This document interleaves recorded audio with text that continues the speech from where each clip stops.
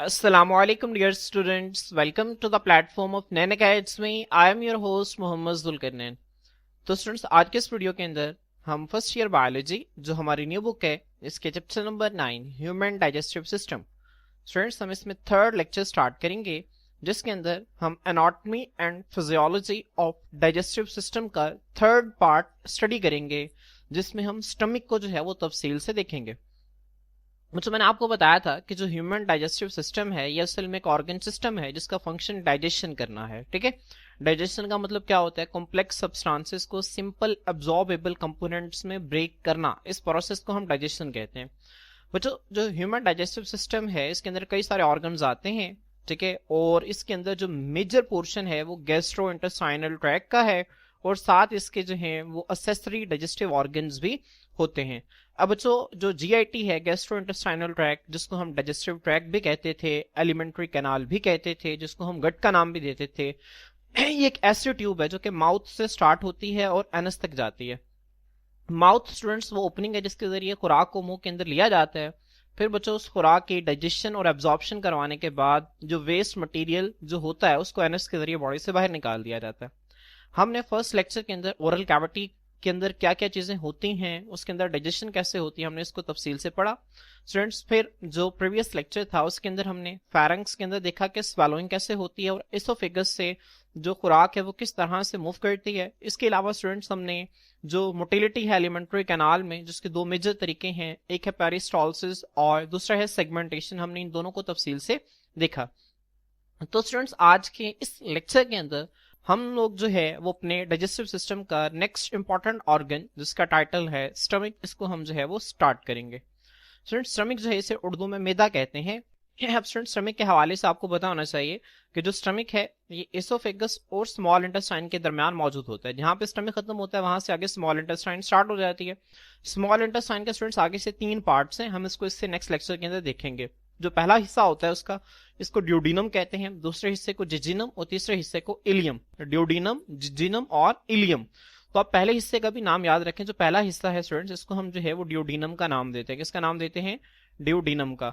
तो हमारा जो स्टमक है ये एसोफेगस और ड्यूडीनम, ड्यूडीनम का मतलब क्या है? First part of small intestine. तो जो स्टमक है एसोफेगस और ड्यूडीनम के दरमियान जो है पड़ा होता है। अगर आप इसकी शेप देखें तो स्टूडेंट्स स्टमक जो है ये आपका जे शेप है। क्या है स्टूडेंट्स? जे शेप्ड है। और अगर आप इसकी लोकेशन देखें स्टूडेंट्स, इसकी जो लोकेशन है ये लेफ्ट साइड पर मौजूद होता है बॉडी के और स्टूडेंट्स लेफ्ट साइड पर मौजूद होता है और डायाफ्राम के बिल्कुल नीचे मौजूद होता है। मैं आपको नीचे जो है वो इसकी लोकेशन एग्जैक्ट दिखा देता हूँ। बच्चे यहाँ पे आप लोग देख सकते हैं कि ये जो स्टमक का स्ट्रक्चर है आप लोग यहाँ पे देख रहे हैं, एसोफेगस है, ये लोअर एसोफेजियल स्फिंक्टर है। उसके बाद बच्चों स्टमक का एक अंदर एक और स्फिंक्टर होता है, इसको हम आगे तफसील से देखेंगे, इसे हम पायलोरिक स्फिंक्टर कहते हैं। तो स्टूडेंट्स ये जो लोअर एसोफेजियल स्फिंक्टर है ये कब खुलता है? जब एसोफेगस से खुराक स्टमक के अंदर दाखिल होती है और जब स्टमक से खुराक बच्चों आगे स्मॉल इंटेस्टाइन के अंदर दाखिल होनी होती है तब जाके पायलोरिक स्फिंक्टर ओपन होता है। तो स्टूडेंट्स आए अब हम बाकायदा तौर पर जो है वो स्टमक के डेफिनेशन की तरफ चलते हैं। बच्चों स्टमक है क्या? The stomach is an elastic muscular bag जिसकी जे शेप होती है। जो स्टमक है बच्चों ये एक इलास्टिक, इलास्टिक का मतलब क्या है? लचकदार। मस्कुलर बैग मतलब मसल से बना हुआ जो है बच्चों वो एक बैग लाइक स्ट्रक्चर है जिसकी शेप जो है वो जे शेप है। बच्चों कौन से मसल्स इसके अंदर मौजूद होते हैं? आपको पता है कि मसल्स की 3 टाइप्स हैं, स्केलेटल मसल्स, स्मूथ मसल्स और कार्डियक मसल्स। स्केलेटल मसल्स बच्चों स्केलेटन के साथ जुड़े होते हैं, ये वॉलंटरी इन एक्शन होते हैं। कार्डियक मसल सिर्फ और सिर्फ दिल में मौजूद होते हैं, ये इनवॉलंटरी इन एक्शन होते हैं। तो अब बच्चे कौन से? Smooth muscles. तो स्टमक के अंदर बच्चों कौन से मसल्स होते हैं? स्मूथ मसल्स होते हैं। ठीक है, तो आपने इस पॉइंट को जहन में रखना है। बच्चों ना सिर्फ स्टमक के अंदर बल्कि सारी की सारी जीआईटी के अंदर जो है वो स्मूथ मसल्स मौजूद होते हैं। अब बच्चों सिचुएटेड ये कहां पे मौजूद होता है? आफ्टर एसोफेगस, एसोफेगस के बाद एंड बिफोर ड्यूडीनम और ड्यूडीनम से पहले। तो स्टूडेंट्स यहाँ पे आप देख सकते हैं ये आपको नजर आ रहा है ये स्टमक है बच्चों। यहाँ पे ये यहाँ पे देखिए यहाँ पे एसोफेगस थोड़ा सी बेंड हो रही है, इस पॉइंट को हम हिएटस का नाम देते हैं। आपके सिलेबस में नहीं है तो आप लोगों ने इसको याद भी नहीं करना। ये एसोफेगस है, एसोफेगस के बाद बच्चों लोअर एसोफेजियल स्फिंक्टर, उसके बाद ये स्टमक और बच्चों अगला हिस्सा जो है ये दिस इज द ड्यूडीनम। इस हिस्से को हम जो है वो ड्यूडीनम का नाम देते हैं। ठीक है, तो ये ड्यूडीनम और एसोफेगस के दरमियान मौजूद होता है।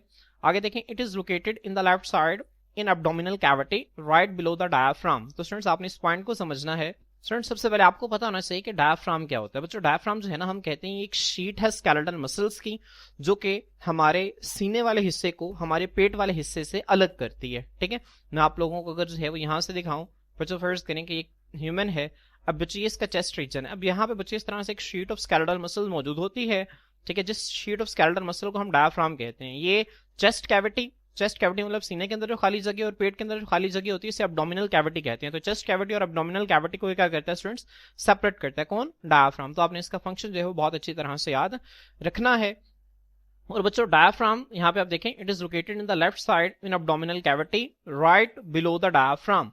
बच्चों वो कहता है कि ये पेट में, जो पेट के अंदर खाली जगह है उसकी लेफ्ट साइड पर और डायाफ्राम के बिल्कुल नीचे। बच्चों राइट का मतलब यहाँ पे दाया नहीं है, राइट का मतलब है कि बिल्कुल नीचे, राइट बिलो द डायाफ्राम मतलब डायाफ्राम के बिल्कुल नीचे जो है ये स्टमक पड़ा होता है। तो स्टूडेंट्स आपने ये 2 पॉइंट्स इनको अच्छी तरह से समझ लेना है। इसके बाद बच्चों स्टमक के पोर्शंस हैं। ठीक है, आप यहाँ पे देख सकते हैं, आपके बुक में लिखा हुआ है 3 पोर्शंस, इसके 3 पोर्शन होते हैं। एक को हम कार्डियक पोर्शन का नाम देते हैं, एक को हम फंडस पोर्शन का नाम देते हैं और एक को हम पाइलोरिक पोर्शन का नाम देते हैं। ठीक है, वैसे स्टूडेंट्स स्टमक के जो है वो 4 पोर्शंस होते हैं। एक को हम कार्डियक कहते हैं, एक को हम फंडस कहते हैं, एक को हम बॉडी ऑफ स्टमक कहते हैं और एक को हम पाइलोरिक पोर्शन कहते हैं। ठीक है, आपके बुक में 3 लिखे हुए, तो आपने 3 ही याद रखने हैं। कार्डियक पोर्शन देखें students, the cardiac portion is present immediately after oesophagus. बच्चों जैसे इसोफेगस खत्म होती है वैसे ही स्टमक का जो है वो कार्डियक पोर्शन जो है वो स्टार्ट हो जाता है। तो आपने इस पॉइंट को बहुत अच्छी तरह से याद रखना है। ठीक है बच्चों, आपकी बुक के अकॉर्डिंग, ठीक है, ये जो आपको नजर आ रहा है उसने कार्डियक, ये जो बॉडी ऑफ स्टमक है ना, इसको भी उसने कार्डियक पोर्शन के अंदर जो है वो इंक्लूड कर दिया है। ठीक है, इसी वजह से वो यहाँ पे 3 पोर्शन इसके लिख रहा है। ठीक है, वैसे मैंने आपको बता दिया कि वैसे स्टमक के जो है वो 4 पोर्शंस होते हैं, cardiac portion, fundus, body of the stomach और पाइलोरिक पोर्शन। स्टूडेंट्स अगला पोर्शन देखें, अगला है फंडस पोर्शन। फंडस पोर्शन के हवाले से वो लिखता है, fundus portion is present on a side of cardiac portion. ये जो आपको नजर आ रहा है कार्डियक पोर्शन जो सारा, जो कि आपकी बुक ने बॉडी ऑफ द फंगस और कार्डियक पोर्शन को मिला के लिखा हुआ है।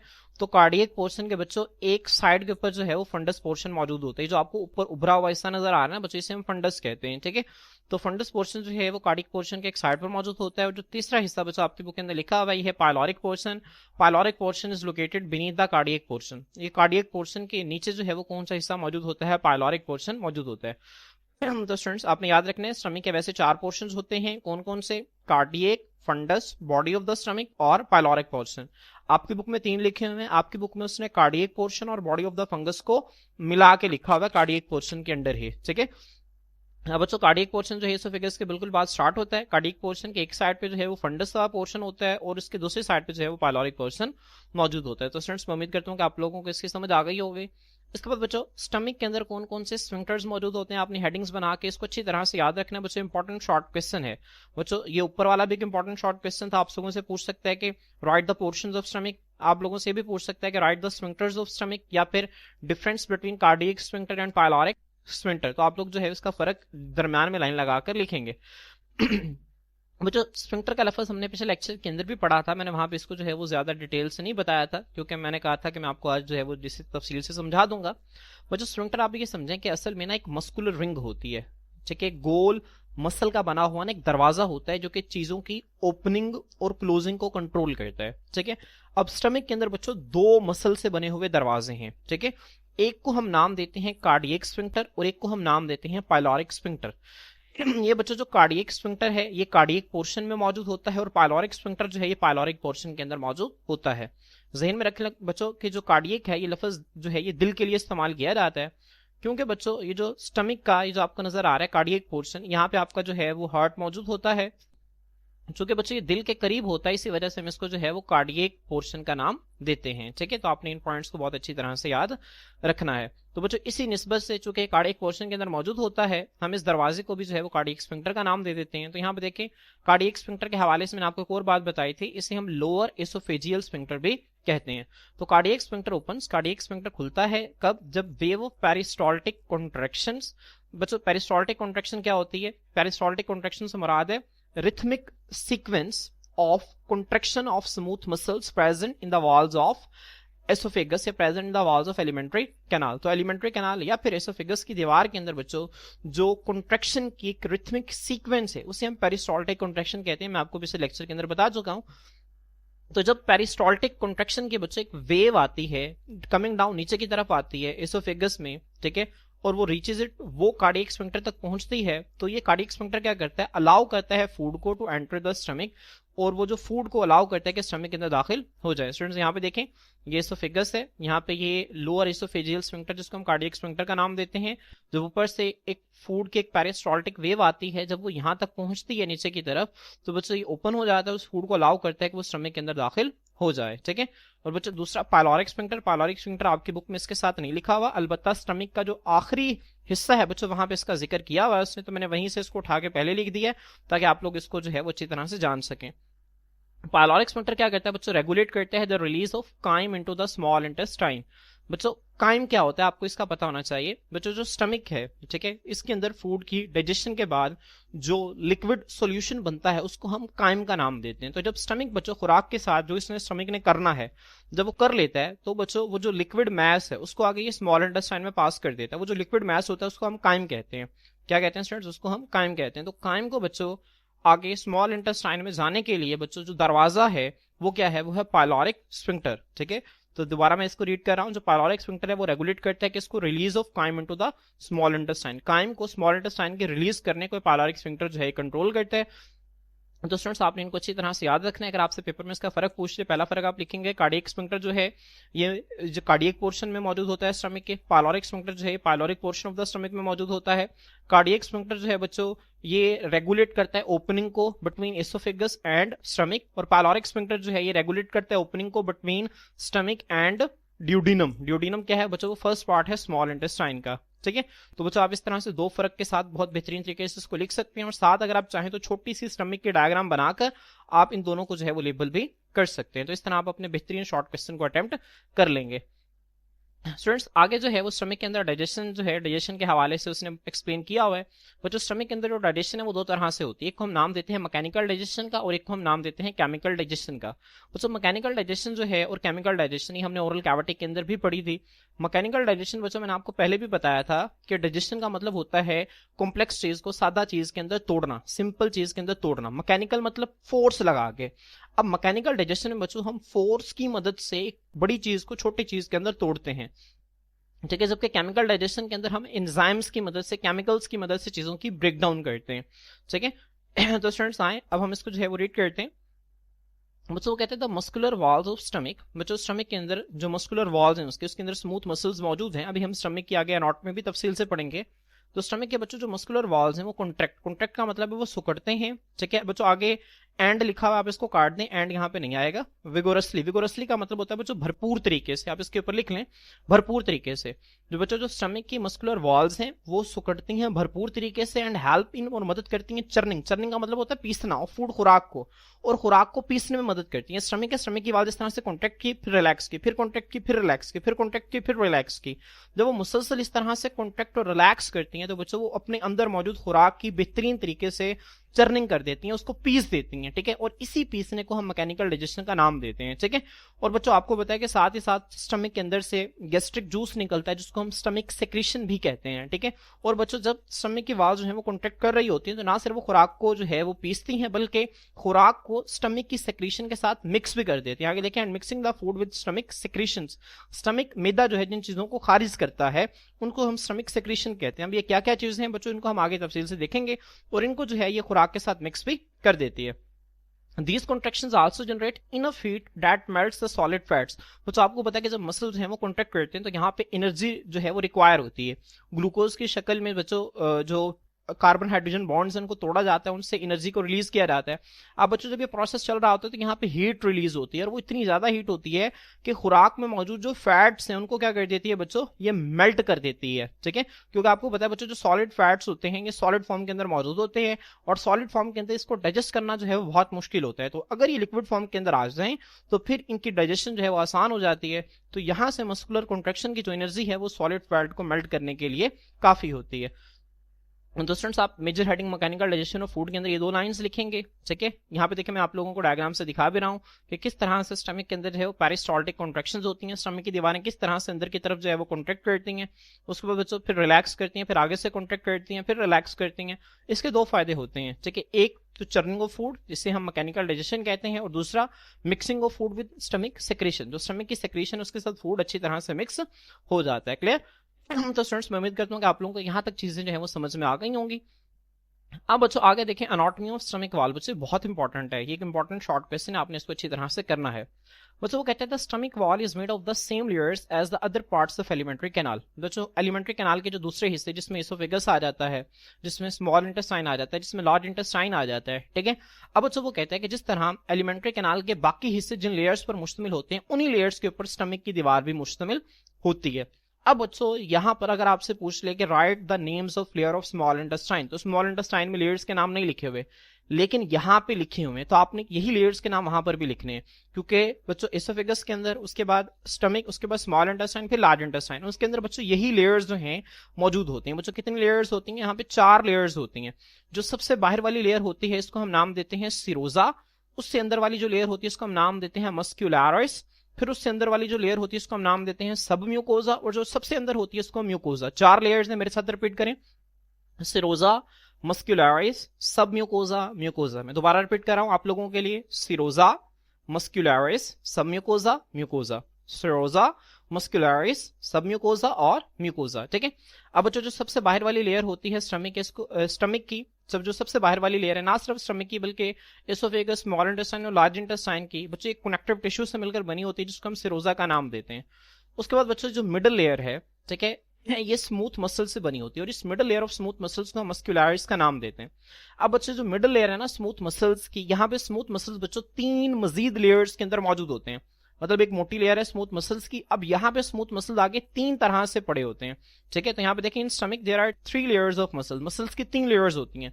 बच्चों जो सबसे बाहर वाली है ना, फर्ज करें यहाँ पे देखें आप, ठीक है, ये बच्चों आपके पास जो है वो स्टमक है, बाहर वाला जो है ये बच्चों ये क्या है, सिरोजा। सिरोजा से अब बच्चों अंदर जो सबसे बाहर वाली जो मस्कुलर लेयर है बच्चों की आउटर लॉन्गिट्यूडिनल मसल्स है। लॉन्गिट्यूडिनल का मतलब बच्चों होता है लेंथ वाइज, मतलब यहाँ पे जो मसल्स है ना बच्चों को इस तरह से लेंथ वाइज मौजूद होते हैं, इस तरह से, ठीक है। उसके बाद बच्चों जो मिडिल लेयर होती है इसमें सर्कुलर मसल्स होते हैं। सर्कुलर मसल्स मतलब बच्चों इस तरह से मौजूद होते हैं, ये सर्कुलर मसल्स हैं, ठीक है, दीज आर सर्कुलर मसल्स।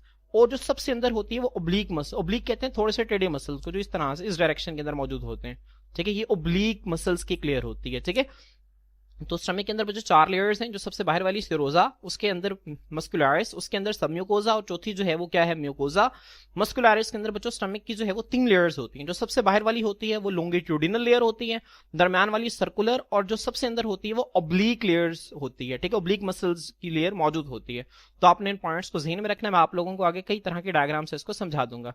इसके बाद बच्चों जो अंदर वाली 2 लेयर्स हैं वो कौन कौन सी हैं, वो सब म्यूकोजा है और फिर क्या है, म्यूकोजा। तो आपने इन पॉइंट्स को अच्छी तरह से याद रखना है। अब स्टूडेंट्स आए, अब हम इन्हीं चीज को जो है वो कई सारी डायग्राम से समझते हैं। बच्चों यहाँ पे देखें, आप लोगों को यहाँ पे चीजें बहुत अच्छी तरह से क्लियर हो जाएंगी। बच्चों मैदा, मैदे के जब बड़ा किया हमने, तो हमने यहाँ पे देखा जो सबसे बाहर वाली लेयर है ये सिरोजा, उसके अंदर है मस्कुलरिस, उसके अंदर है सब म्यूकोजा, और जो सबसे अंदर है वो क्या है, वो म्यूकोजा है, ठीक है। तो आपने इसको बहुत अच्छी तरह से याद रखना। म्यूकोजा के अंदर बच्चों आप यहाँ पे देख सकते हैं इस तरह से ये फोल्डिंग्स हैं, ठीक है। ये क्या है बच्चों, ये एक्चुअली फोल्डिंग्स है, और इन फोल्डिंग्स के अंदर बच्चों क्या मौजूद होते हैं, गैस्ट्रिक ग्लैंड्स मौजूद होते हैं, जिन्होंने आगे गैस्ट्रिक जूस खारिज करना है। और गैस्ट्रिक जूस का आगे क्या फंक्शन होता है बच्चों, उसने प्रोटीन्स की डाइजेशन करनी होती है। इसको हम आगे जो है वो तफसील से देखेंगे। तो आपने इसकी 4 लेयर याद रखनी है, सिरोजा, मस्कुलरिस, सब म्यूकोजा और म्यूकोजा, ठीक है। इसके बाद बच्चों यहाँ पे आप देख सकते हैं, यहाँ पे आपको मजीद बेहतर तरह से चीजें जो है वो नजर आ रही हैं। अब बच्चों यहाँ पे जो मसल्स की लेयर है ना, मस्कुलरिस है बच्चों, ये देखें सबसे बाहर कौन सी है, लॉन्गिट्यूडिनल लेयर है, दरम्यान में कौन सी है, सर्कुलर लेयर। यहाँ पे देखें बच्चों लेंथ, लॉन्गिट्यूडिनल मसल्स क्या होते हैं, लेंथ वाइज पड़े होते हैं, सर्कुलर लेयर जिसमें सर्कल में पड़े होते हैं। और यहाँ पे देखें बच्चों जो तीसरी लेयर है बच्चों, जिसे हम ऑब्लिक लेयर का नाम देते हैं, यहाँ पे जो मसल्स हैं बच्चों वो थोड़े से तिरछे पड़े होते हैं। तो ये 3 लेयर्स, आप इसको इस तरह LCO से याद रख लें, LCO आपको भूलना नहीं चाहिए स्टूडेंट्स। जो सबसे बाहर वाली होती है वो लॉन्गिट्यूडिनल, जो उससे अंदर होती है वो सर्कुलर, और जो उससे अंदर होती है वो ऑब्लिक, ठीक है। और ऑब्लिक के अंदर क्या पड़ा होता है बच्चों, ऑब्लिक के अंदर जो है वो सब म्यूकोजा होती है, और सब म्यूकोजा के आगे म्यूकोजा मौजूद होती है, ठीक है। यहाँ पे देखें स्टूडेंट्स, यहाँ पे बहुत ही खूबसूरत डायग्राम है, ये बहुत खूबसूरत डायग्राम आपको यहाँ पे नजर आ रही है। आप यहाँ पे देख सकते हैं स्टूडेंट्स, ये जो सबसे बाहर वाली लेयर है, this one is the mucosa, यहाँ पे देखें, आप देख सकते हैं म्यूकोजा, म्यूकोजा के नीचे सब म्यूकोजा। अब देखें अंदर से शुरू हो रहा है, अंदर सबसे अंदर म्यूकोजा, उसके बाहर क्या है, सब म्यूकोजा, उसके बाहर मस्कुलरिस, और मस्कुलरिस के बाहर सिरोजा। ठीक है, अब यहाँ पे बच्चों अगर आप देखें तो मस्कुलरिस के अंदर 3 लेयर्स होती हैं। जो सबसे बाहर वाली साइड से अगर आप शुरू करें तो लॉन्गिट्यूडिनल मस्कुलर की लेयर, दरम्यान में सर्कुलर, और अंदर की साइड पर ऑब्लिक मस्कुलर लेयर। ठीक है, और म्यूकोजा के अंदर बच्चों गैस्ट्रिक ग्लैंड्स मौजूद होते हैं, मैं आपको पहले बता चुका हूं। अब बच्चों ये जो स्मूथ मसल्स की 3 तहें हैं, जब ये कॉन्ट्रैक्ट करती हैं तो खुराक की बड़ी बेहतरीन किस्म की मैकेनिकल डाइजेशन हो जाती है, खुराक को बहुत ही अच्छी तरह से ये पीस देती हैं। तो स्टूडेंट्स मैं उम्मीद करता हूँ कि आप लोगों को ये समझ में आ गया होगा। अब बच्चों बारी है केमिकल डाइजेशन ऑफ फूड की। खुराक की केमिकल डाइजेशन से मुराद है कि एंजाइम्स की मदद से उसकी डाइजेशन कैसे होती है। तो यहाँ पे देखें बच्चों, आप गैस्ट्रिक ग्लैंड्स की हेडिंग देंगे, the mucosa of the stomach possesses numerous tubular gastric glands. बच्चों यहाँ पे आप देख सकते हैं, मैंने आप लोगों को यहाँ पे जो है वो डायग्राम में भी दिखाया कि जो म्यूकोजा है बच्चों, यहाँ पर कई सारे ट्यूब्यूलर गैस्ट्रिक ग्लैंड्स जो हैं ये मौजूद होते हैं। ठीक है, अब बच्चों ये जो गैस्ट्रिक ग्लैंड्स है ना, असल में कई सारे सेल्स पर मुश्तमिल होते हैं। ठीक है, और बच्चों इन गैस्ट्रिक ग्लैंड्स, यहाँ पे देखें बच्चों, ये आपको जो नजर आ रहा है, this one is the gastric gland. ठीक है, अब बच्चों ये क्या है, गैस्ट्रिक ग्लैंड। और गैस्ट्रिक ग्लैंड का बच्चों ये वाला हिस्सा जहां से सेक्रीशन जो है, ये वाला हिस्सा जो आपको नजर आ रहा है ना, ये गढ़ा सा, जहां से जो गैस्ट्रिक ग्लैंड की सेक्रीशन है वो स्टमक के अंदर आएगी, इसको हम नाम देते हैं गैस्ट्रिक पिट्स का। किसका नाम देते हैं स्टूडेंट्स? गैस्ट्रिक पिट्स का नाम देते हैं। तो आपने इसको अच्छी तरह से याद रखना है। ठीक है, तो यहाँ पे देखें बच्चों, यही चीजें यहाँ पे लिखी हुई हैं, मैं आपको दोबारा बता देता हूँ। जो म्यूकोजा है स्टमक के, इसके अंदर कई सारे ट्यूबुलर गैस्ट्रिक ग्लैंड्स मौजूद होते हैं। These glands open in the mucosa wall through deep depressions called gastric pits. दोस्तों मैं उम्मीद करता हूँ कि आप लोगों को समझ आ गई होगी। अब ये जो ग्लैंड्स हैं बच्चों, ये आगे स्टमक की वाल के अंदर ओपन होते हैं, किसके जरिए? Deep depression. डिप्रेशन कहते हैं गड्ढे को। ठीक है, अंदर धंसी हुई चीज को, डीप मतलब गहरी, गहरी अंदर की तरफ धंसी हुई चीज जो आपको नजर आ रही है, क्या है? दीज आर एक्चुअली गैस्ट्रिक पिट्स, इन्हें हम गैस्ट्रिक पिट्स कहते हैं। और बच्चों इन गैस्ट्रिक पिट्स के जरिए जो गैस्ट्रिक ग्लैंड है वो अपनी सेक्रेशन को जो है वो स्टमक के अंदर खारिज करते हैं। तो आपने इसको बहुत अच्छी तरह से याद रखना है। ठीक है, इसके बाद बच्चों स्ट्रक्चर क्या होता है गैस्ट्रिक ग्लैंड का? ठीक है, बहुत इंपॉर्टेंट है बच्चों। हर गैस्ट्रिक ग्लैंड जो है वो मुश्तमिल होता है एपिथेलियल सेल्स पर, और इसके अलावा 3 सेक्रेटरी सेल्स पर मुश्तमिल होता है। मैं आप लोगों को बुक की डायग्राम से दिखा देता हूं ताकि आप लोगों को मजीद समझ आ जाए। बच्चों यहाँ पे आप देख सकते हैं, आपको यहाँ पे नजर आ रहा है बच्चों, ये स्टमक है, स्टमक के अंदर वाली लेयर जो है ये म्यूकोजा है। म्यूकोजा को जो बड़ा करके देखा गया तो इसके अंदर इस तरह से इनफोल्डिंग्स मौजूद हैं। अब हमने एक इनफोल्डिंग को बड़ा करके देखा तो बच्चों यहाँ पे देखें, जो डीप डिप्रेशन है इसको हम गैस्ट्रिक पिट का नाम दे रहे हैं। ठीक है, और यहाँ पे बच्चों देखें, जो आपको सरफेस के ऊपर सेल नजर आ रहे हैं ना बच्चों, इनको हम एपिथेलियल सेल्स कहते हैं। क्या कहते हैं बच्चों? Epithelial cells. और एपिथेलियल सेल्स के साथ बच्चों लिख लें, इन्हें हम सरफेस म्यूकस सेल्स भी कहते हैं। क्या कहते हैं? Surface mucous cells. ठीक है, तो आपको इसका दूसरा नाम भी पता होना चाहिए। उसके बाद बच्चों ये म्यूकस सेल्स हैं। ठीक है, यहाँ पे आप देख सकते हैं बच्चों, ये सबसे बाहर वाली लेयर जो थी एपिथेलियल सेल्स की थी। एपिथेलियल सेल्स के बाद बच्चों अंदर 3 सेक्रेटरी सेल्स हैं। एक है म्यूकस सेल, उसके नीचे बच्चों है पैराइटल सेल पड़ा होता है, यहाँ पे आप देख सकते हैं पैराइटल सेल, और उसके बाद अंदर पड़े होते हैं चीफ सेल्स। कौन से हैं? 3 सेल्स की लेयर है, म्यूकस सेल, पैराइटल सेल और चीफ सेल्स। अब बच्चों पैराइटल सेल का जो है वो एक और नाम भी आपने याद रखना है, पैराइटल सेल को हम ऑक्जेंटिक सेल्स भी कहते हैं। क्या कहते हैं स्टूडेंट्स? Oxyntic cells. और चीफ सेल्स को हम एक और नाम भी देते हैं, इनको हम जाइमोजीन सेल्स भी कहते हैं। क्या कहते हैं स्टूडेंट्स? जाइमोजीन सेल्स। तो आपने इसको बहुत अच्छी तरह से याद रखना है। आप इसके आगे लिख लें, पैराइटल सेल्स के आगे इस तरह से लाइन लगा के आप लिख लें यहाँ पर कि इन्हें हम ऑक्जेंटिक सेल्स भी कहते हैं, और इस तरह चीफ सेल के आगे लाइन लगा के लिख लें कि इन्हें हम जो है वो जाइमोजीन सेल्स भी कहते हैं। तो आपको इसके नाम जो है ऑल्टरनेटिव नाम भी याद होने चाहिए। ठीक है, अब बच्चों ये क्या करते हैं, आगे अपनी अपनी सेक्रेशंस को रिलीज करते हैं। कौन कौन सी सेक्रेशन रिलीज करते हैं बच्चों? ये जो म्यूकस सेल्स हैं म्यूकस खारिज करते हैं। ऑक्जेंटिक सेल्स जो हैं बच्चों, ये क्या खारिज करते हैं? जो आपकी बुक के अंदर लिखा हुआ है मैं भी वो बता रहा हूँ। ऑक्जेंटिक सेल्स बच्चों ये हाइड्रोक्लोरिक एसिड खारिज करते हैं। उसके बाद बच्चों जो जाइमोजीन सेल्स हैं ये क्या खारिज करते हैं बच्चों? ये खारिज करते हैं पेप्सिनोजन। ठीक है, और जाइमोजीन सेल्स जिनको हम चीफ सेल्स भी कहते हैं, पेप्सिनोजन जो है इसको खारिज करते हैं। अब बच्चों आए हम इसको यहाँ से रीड कर लेते हैं। तो यहाँ पे देखें, हर गैस्ट्रिक ग्लैंड जो है वो एपिथेलियल सेल्स पर मुश्तमिल होता है और 3 सेक्रेटरी सेल्स पर मुश्तमिल होता है। एपिथेलियल सेल्स मैंने आपको बता दी, जो सबसे बाहर आपको नजर आ रहे हैं एपिथेलियल सेल्स हैं, और इसके अंदर जो है वो 3 सेक्रेटरी सेल्स जो हैं ये मौजूद होते हैं। ठीक है, आगे देखें बच्चों कौन कौन से 3 सेक्रेटरी सेल्स हैं? म्यूकस सेल्स, दूसरी है पैराइटल जिनको हम ऑक्जेंटिक सेल्स भी कहते हैं, और तीसरे हैं चीफ जिनको हम जाइमोजीन सेल्स भी कहते हैं। अब बच्चों जो म्यूकस सेल्स हैं क्या खारिज करते हैं? म्यूकस खारिज करते हैं। ठीक है, बहुत इंपॉर्टेंट है। अब म्यूकस क्या है बच्चों? आगे म्यूकस की डेफिनेशन है, a thick secretion that converts the inside of the stomach and protects it from hydrochloric acid and digestive enzymes. बच्चों ये जो म्यूकस है ये एक मोटी तह होती है जो कि स्टमक को अंदर से जो है वो क्या कर लेती है, कवर कर लेती है। अगर आप यहाँ पे देखें ना बच्चों, ये जो स्टमक के अंदर है इसे म्यूकोजा कहते हैं। बच्चों इसे म्यूकोजा इस वजह से कहते हैं क्योंकि ये म्यूकस पर मुश्तमिल होती है। किस पर मुश्तमिल होती है बच्चों? म्यूकस पर मुश्तमिल होती है। ठीक है, अब बच्चों म्यूकस क्या होता है? म्यूकस एक तह होती है, ठीक है, जो कि म्यूसिन से मिलकर बनी होती है। म्यूसिन बच्चों क्या है? ये ग्लाइकोप्रोटीन है। क्या है students? This is a glycoprotein. तो आपने जहन में रखना है कि ये जो असल में म्यूकस सेल्स है ना, ये म्यूसिन खारिज करते हैं। म्यूसिन एक ग्लाइकोप्रोटीन है जो कि अपने सेल्स के अंदर एक ग्लाइकोप्रोटीन जिसका नाम है म्यूसिन, इसको बना बना के खारिज करते रहते हैं। जब ये म्यूसिन जो है, काफी सारी म्यूसिन इकट्ठी हो जाती है तो पूरी तह बना देती है जिसको हम म्यूकस कहते हैं। ठीक है, और स्टमक की बच्चों अंदर वाली पूरी म्यूकस की तह को हम म्यूकोजा का नाम दे देते हैं। तो आपने इस पॉइंट को, अगर आपको समझ नहीं आया, वीडियो को रिपीट करके दोबारा इसको सुन सकते हैं। ठीक है, अब बच्चों जब मोटी एक म्यूकस की तह जो है वो इसको जो है वो स्टमक को कवर कर लेती है, तो आगे जो स्टमक के अंदर तेजाब एसिड रिलीज होता है, हाइड्रोक्लोरिक एसिड, वो स्टमक की दीवार को नुकसान नहीं पहुंचा पाता। ठीक है, तो आपने इस पॉइंट को बहुत अच्छी तरह से समझना है। और आगे बच्चों डाइजेस्टिव एंजाइम्स जो कि यहां से निकलते हैं, जो कि डाइजेशन का काम करते हैं, वो भी स्टमक की दीवार को डाइजेस्ट नहीं कर पाते। ठीक है, तो आपने इसको अच्छी तरह से याद रखना है। अब बच्चों जो पैराइटल ऑक्जेंटिक सेल्स हैं हाइड्रोक्लोरिक एसिड को रिलीज करते हैं। ठीक है, अब बच्चों जो हाइड्रोक्लोरिक एसिड है ये बहुत ही स्ट्रॉन्ग एसिड है। It adjust the pH of the stomach contents to about 2 to 3। बच्चों एमसीक्यू है ये, जो हाइड्रोक्लोरिक एसिड है ये स्टमक के कंटेंट को 2 से 3 पीएच के दरमियान जो है इसको एडजस्ट कर देता है। इसके बाद बच्चों यहाँ पे देखिए HCl आल्सो सोफन्स द फूड। बच्चों जो हाइड्रोक्लोरिक एसिड है इसका जो इंपॉर्टेंट फंक्शन है वो क्या है? ये खुराक को जो है वो नरम कर देता है। जाहिर सी बात है, अगर कोई खुराक जो है वो हार्ड है, कोई सख्त है, तो इतना स्ट्रॉन्ग एसिड होता है कि सख्त से सख्त फूड को नरम कर देता है। उसके बाद बच्चों जो इसका एक इंपॉर्टेंट फंक्शन है वो क्या है? ये पेप्सिनोजेन एंजाइम को एक्टिवेट करता है। ठीक है बच्चों, पेप्सिनोजेन क्या है? यहाँ पे देखें जो चीफ या जाइमोजिन सेल्स जो कि तीसरे सेक्रेटरी सेल्स हैं, ठीक है, गैस्ट्रिक ग्लैंड्स के अंदर, ये एक बच्चों एक एंजाइम खारिज करते हैं जिसको हम पेप्सिनोजेन कहते हैं। ये जो पेप्सिनोजेन है बच्चों ये एक इनएक्टिव फॉर्म है एंजाइम की। ठीक है, अब इस पेप्सिनोजेन को बच्चों कन्वर्ट किया जाता है पेप्सिन में। पेप्सिन एक बच्चों जो एक्टिव फॉर्म है जिसने आगे जाके जो है वो प्रोटीन्स की डाइजेशन करनी है। तो बच्चों इस पेप्सिनोजेन को पेप्सिन में कन्वर्ट कौन करता है? इसको कन्वर्ट करता है हाइड्रोक्लोरिक एसिड। और स्टूडेंट्स इसका जो तीसरा इंपॉर्टेंट फंक्शन है वो क्या है? जो ये है कि किल करता है, मार देता है माइक्रो ऑर्गेनिजम्स को, जरासीम को। ठीक है, तो बच्चों मैं यहाँ पे दोबारा रिपीट कर रहा हूँ, पैराइटल या ऑक्जेंटिक सेल जो है हाइड्रोक्लोरिक एसिड रिलीज करते हैं। इसका फंक्शन 4 फंक्शन है। ये जो स्टमक कंटेंट की जो पीएच है उसको 2 to 3 के दरमियान मेंटेन करके रखता है। HCl जो है बच्चों ये फूड को सॉफ्ट करता है, नरम करता है, पेप्सिनोजेन को एक्टिवेट करता है, ठीक है, पेप्सिन के अंदर, और दूसरा ये माइक्रो ऑर्गेनिजम्स को खुराक के अंदर जरासीम उनको मार देता है। वो चीफ जाइमोजिन सेल्स बच्चों क्या खारिज करते हैं? पेप्सिनोजेन खारिज करते हैं। बच्चों ज़हन में रखें इस चीफ सेल्स को हम जाइमोजिन सेल्स क्यों कहते हैं? क्योंकि पेप्सिनोजेन खारिज करते हैं। पेप्सिनोजेन को हम एक और नाम देते हैं, इसको हम जाइमोजिन का नाम भी देते हैं। किसका नाम देते हैं स्टूडेंट्स?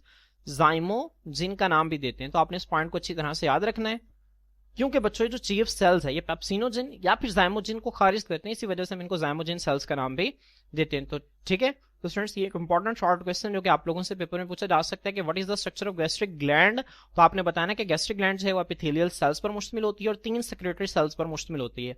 ठीक है, वो 3 कौन कौन से सेक्रेटरी सेल्स हैं? म्यूकस सेल जो कि म्यूकस खारिज करते हैं, पैराइटल या फिर ऑक्जेंटिक सेल्स जो कि हाइड्रोक्लोरिक एसिड खारिज करते हैं, उसके बाद चीफ या फिर जाइमोजिन सेल्स जो कि पेप्सिनोजेन या फिर जाइमोजिन को रिलीज करते हैं। ठीक है, तो स्टूडेंट्स यहाँ पे आप लोग देख सकते हैं, आपको नजर आ रहा है कि this one is the gastric gland. बच्चों ये सरफेस म्यूकस सेल जिसको मैंने आपको बताया एपिथेलियल सेल्स कहते हैं। बच्चों ये म्यूकस सेल्स हैं, ये पैराइटल सेल्स हैं, ये चीफ सेल्स हैं। ठीक है, बच्चों यहाँ पे ध्यान में रखें कि यहाँ पे गैस्ट्रिक ग्लैंड के अंदर एक और तरह के सेल्स मौजूद होते हैं, इन्हें हम जी सेल्स शॉर्ट फॉर्म में इन्हें हम जो है वो जी सेल्स कहते हैं। और जी सेल्स के अलावा इन्हें हम इंटेरो एंडोक्राइन सेल्स कहते हैं। क्या कहते हैं? Intero endocrine cells. बच्चों ये क्या करते हैं? एक हार्मोन खारिज करते हैं जिसका नाम है गैस्ट्रिन। क्या नाम है स्टूडेंट्स? गैस्ट्रिन। ये गैस्ट्रिन हार्मोन जो है बच्चों ये गैस्ट्रिक जूस की रिलीज को बढ़ा देता है। बच्चों गैस्ट्रिक जूस क्या होता है? ये जो 3 सेक्रेशंस है ना, म्यूकस, हाइड्रोक्लोरिक एसिड और पेप्सिनोजेन, इन तीनों को मिलाकर हम गैस्ट्रिक जूस का नाम देते हैं। अब बच्चों इन्हीं गैस्ट्रिक ग्लैंड के अंदर जो है वो खास तरह के एंडोक्राइन सेल्स मौजूद होते हैं। ठीक है, जो कि बच्चों क्या करते हैं? जो कि गैस्ट्रिन हार्मोन रिलीज करते हैं। और ये जो गैस्ट्रिन हार्मोन है ये इन तमाम की सेक्रेशन को बढ़ा देता है। ठीक है, अभी रिलीज कब होता है इसको हम आगे जो है वो तफसील से देखेंगे। तो अभी आपने जो है वो सिर्फ इतना याद रखना है। बच्चों ये जो आपको नजर आ रहा है सरफेस म्यूकस सेल्स, जिनको हम एपिथेलियल सेल्स कहते हैं, ये म्यूसिन रिलीज करते हैं। म्यूसिन मैंने आपको बताया था ना, असल में ये ग्लाइकोप्रोटीन है जिसने आगे जाके म्यूकस बनाना है, ठीक है। तो म्यूसिन बच्चों इसको अल्कलाइन फ्लूइड के अंदर रिलीज करता है। बच्चों ध्यान में रखें कि जो सरफेस म्यूकस सेल्स हैं, बच्चों ये टेबल आपकी बुक में नहीं है लेकिन आपको पता होना चाहिए कि जो सरफेस म्यूकस सेल्स हैं ये म्यूसिन रिलीज करते हैं। म्यूसिन के साथ बच्चों बाइकार्बोनेट HCO3 को रिलीज करता है, बाइकार्बोनेट। अब बच्चों इसका फायदा क्या होता है, यहाँ पे देखें बच्चों, ये आपको नजर आ रहा है ये स्टमक है। अब बच्चों यहाँ पे एसिड पड़ा हुआ है, अगर बच्चों किसी तरह से एसिड जो है वो यहां तक पहुंच जाता है तो बच्चों अब ये क्या करता है, बच्चों जो म्यूकस है ये इस एसिड को बच्चों न्यूट्रलाइज करता है। कैसे न्यूट्रलाइज करता है, क्योंकि इसके पास बाइकार्बोनेट आयंस मौजूद होते हैं। अब बच्चों आपको पता है एसिड के अंदर हाइड्रोजन आयन होता है। अब जब बाइकार्बोनेट जो है, जब ये रिलीज करता है बाइकार्बोनेट को, तो बच्चों जब ये इस हाइड्रोजन आयन के साथ मिलता है तो ये क्या बना देता है, बना देता है कार्बोनिक एसिड, जो कि फौरन से वाटर और कार्बन डाइऑक्साइड के अंदर ब्रेक डाउन हो जाती है, ठीक है। तो इस तरह बच्चों जो एसिड है वो न्यूट्रलाइज हो जाता है और स्टमक की दीवार को नुकसान नहीं होता। इसी वजह से यहाँ पे बच्चों जो पीएच है, जो म्यूकोस के ऊपर जो पीएच है ना, वो क्या हो जाती है, वो एसिडिक नहीं रहती, वो अल्कलाइन हो जाती है। तो इसी वजह से जो म्यूकस सरफेस म्यूकस सेल्स हैं बच्चों, ये अल्कलाइन फ्लूइड के अंदर खारिज करते हैं, जबकि ये वाले जो म्यूकस सेल्स हैं बच्चों, जो कि एसिडिक फ्लूइड के अंदर म्यूसिन को रिलीज करते हैं। म्यूसिन जो है जिसने आगे जाके जो है वो म्यूकस की पूरी तय बनानी है। पैराइटल सेल्स बच्चों हाइड्रोक्लोरिक एसिड रिलीज करते हैं, ध्यान में रखें। लेकिन इसके अलावा बच्चों एक और चीज रिलीज करते हैं, इसे इंट्रिंसिक फैक्टर कहते हैं। बच्चों एमडीकैट के हवाले से बहुत इंपॉर्टेंट है, आप अपनी बुक पे छोटा सा लिख लें कि पैराइटल सेल्स जो हैं वो HCl के साथ इंट्रिंसिक फैक्टर रिलीज करते हैं। इंट्रिंसिक फैक्टर बच्चों क्या करता है, ये आगे विटामिन B12 के साथ अटैच होकर उसकी एब्जॉर्प्शन को बढ़ाता है। अगर इंट्रिंसिक फैक्टर नहीं होगा तो आपकी बॉडी के अंदर विटामिन B12 की एब्जॉर्प्शन नहीं होगी, ठीक है। इसके अलावा बच्चों जो चीफ सेल्स हैं ये पेप्सिनोजेन जो है ये खारिज करते हैं, हमने पढ़ लिया। इसके अलावा बच्चों ये एक लाइपेज एंजाइम भी खारिज करते हैं, जो कि बहुत छोटे लेवल के ऊपर स्टमक में लिपिड्स की डाइजेशन करती है, इसे हम गैस्ट्रिक लाइपेज कहते हैं, ठीक है। तो ये पॉइंट भी आप लिख लें, एमडीकैट के हवाले से इंपॉर्टेंट है। उसके बाद स्टूडेंट्स ये पॉइंट्स आप लिख लेंगे, स्टमक के अंदर जी सेल्स या फिर इंटेरो एंडोक्राइन सेल्स मौजूद होते हैं जो कि गैस्ट्रिन को रिलीज करते हैं, ठीक है।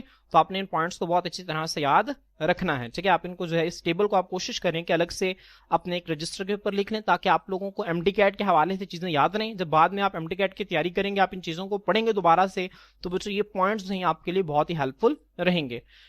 इसके बाद बच्चे यहाँ पे देखें गैस्ट्रिक जूस। अब जितनी भी सेक्रीशन है गैस्ट्रिक ग्लैंड्स की, इनको मजमूई तौर पर जो है वो गैस्ट्रिक जूस का नाम देते हैं। जब बच्चों जो बोलस है वो स्टमक के अंदर दाखिल होता है तो गैस्ट्रिक ग्लैंड्स जो है वो गैस्ट्रिक जूस को रिलीज करना खारिज कर देते हैं, ठीक है। अब यहाँ पे देखें बच्चों पेप्सिन का क्या रोल होता है। अब ये जो हाइड्रोजन आयन जो कि हाइड्रोक्लोरिक एसिड से निकले ऑफ HCl एक्टिवेट करते हैं किसको, पेप्सिनोजिन को पेप्सिन में। फिर बच्चों जो पेप्सिन है ये कैटालाइज कर देता है ब्रेक डाउन ऑफ प्रोटीन्स को, मतलब प्रोटीन्स के टूटने को जो है बढ़ा देता है। और प्रोटीन्स किस में टूटते हैं, पॉलीपेप्टाइड्स के अंदर और पेप्टाइड्स के अंदर।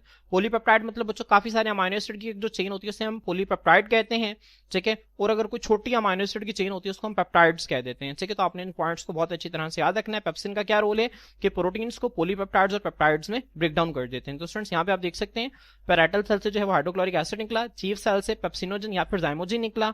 हाइड्रोक्लोरिक एसिड ने क्या किया बच्चों, यहाँ पे देखें इसके साथ ये जो इसका हिस्सा है ना इसे काम नहीं करने दे रहा, इनएक्टिव रखा हुआ है, इसको अलग कर दिया। अब ये पेप्सिन एक्टिव हो गया। अब इस पेप्सिन ने क्या किया बच्चों, जो खुराक के अंदर जो प्रोटीन्स हैं इनको इसने क्या किया बच्चों, यहाँ पे आप देख सकते हैं इसको पॉलीपेप्टाइड्स या फिर पेप्टाइड्स के अंदर इसने तोड़ दिया, ठीक है। अब बच्चों जब ये सारी ब्रेकडाउन हो जाती है तो फिर क्या होता है, about 3 to 4 hours after a meal, एक खाना खाने के 3 से 4 घंटे के बाद जो स्टमक कंटेंट्स, जो स्टमक के अंदर मौजूद चीजें हैं, have been sufficiently mixed and are semi liquid acidic mass called chyme. बच्चों 3 से 4 घंटे के बाद खाना खाने के बाद जो स्टमक के अंदर जितना भी खुराक का हिस्सा मौजूद है बच्चों वो अच्छी तरह से गैस्ट्रिक जूस के साथ उसको मिक्स कर दिया जाता है। और एक सेमी लिक्विड बच्चों acidic mass, semi liquid acidic mass, acidic mass क्यों, क्योंकि उसके अंदर हाइड्रोक्लोरिक एसिड मौजूद होता है जिसको हम काइम कहते हैं, वो बना दिया जाता है। अब बच्चों जब काइम बन जाता है तो फिर पायलोरिक स्फंक्टर जो है उसको वो रेगुलेट करता है रिलीज ऑफ काइम को इनटू द स्मॉल इंटेस्टाइन, ठीक है। बच्चों ये पायलोरिक स्फंक्टर क्या करते हैं, इस काइम को आगे स्मॉल इंटेस्टाइन के अंदर रिलीज कर देता है, ठीक है। तो बच्चों जब यहाँ पे सब बन गया तो काइम जो है वो आगे पायलोरिक स्फंक्टर जो है ये थोड़ा सा रिलैक्स किया और काइम जो है वो आगे जो है वो स्मॉल इंटेस्टाइन के अंदर जो है वो चला गया। अब बच्चों आगे स्मॉल इंटेस्टाइन के अंदर जाके इसकी मजीद छोटे लेवल के ऊपर इसकी क्या होगी, इसकी जो है वो डाइजेशन होती है और फिर इसके खुराक की एब्जॉर्प्शन होती है। तो स्टूडेंट्स मैं उम्मीद करता हूँ कि आप लोगों को यहाँ तक बहुत ही अच्छी तरह से चीजें समझ में आ गई होंगी। इंशाल्लाह स्टूडेंट्स इससे नेक्स्ट लेक्चर के अंदर हम रेगुलेशन ऑफ गैस्ट्रिक जूस इसको और जो हमारे कुछ बॉक्सेस रह गए हैं इसको हम स्टडी करेंगे। आज के लिए इतना ही, अल्लाह हाफिज।